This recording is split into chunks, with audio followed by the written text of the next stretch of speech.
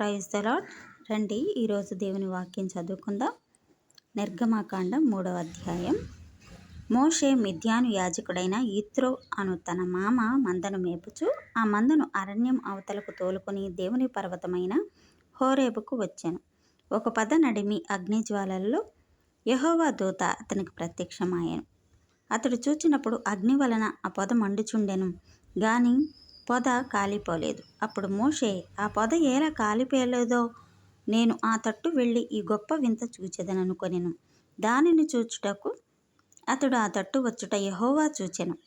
దేవుడు ఆ పొద నడుమ నుండి మోషే మోషే అని అతనిని పిలిచెను. ఈ సందర్భంలో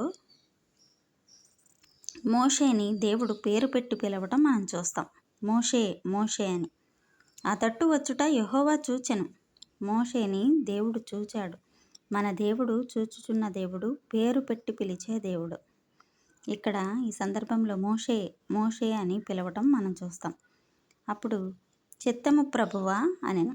అందుకు ఆయన, దగ్గరకు రావద్దు, నీ పాదముల నుండి నీ చెప్పులు విడువుము, నీవు నిలుచున్న స్థలము పరిశుద్ధ ప్రదేశము అనెను.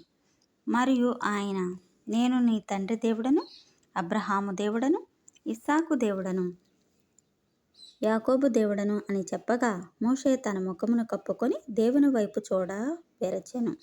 మరియు యెహోవా ఇట్లనెను, నేను ఐగుప్తులోనున్న నా ప్రజల బాధను నిశ్చయంగా చూచితిని. పనులలో తమను కష్టపెట్టు వానిని బట్టి వారు పెట్టిన మొరను వింటిని.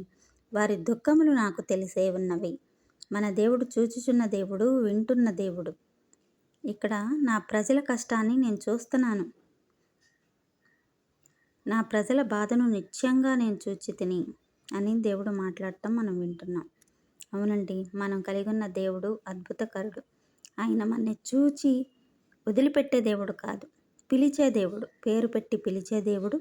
మన కష్టంలోనూ బాధలోనూ వదిలేసి వెళ్ళే దేవుడు కాదు, పిలిచి మన దుఃఖాలను తీసివేసే దేవుడు. మన బాధలో ఆయన మన ముందు నిలబడి నడిపించే దేవుడు. ఆనాడు మోషేకి తోడై ఉన్న దేవుడు ఈరోజు నీకు నాకు కూడా తోడై ఉన్నాడని మనం గుర్తెరిగి ధైర్యం తెచ్చుకుని ముందుకు నడవాలి. ఈ చిన్న వాక్యం దేవుడు దీవించునుగాక. ఆమేన్.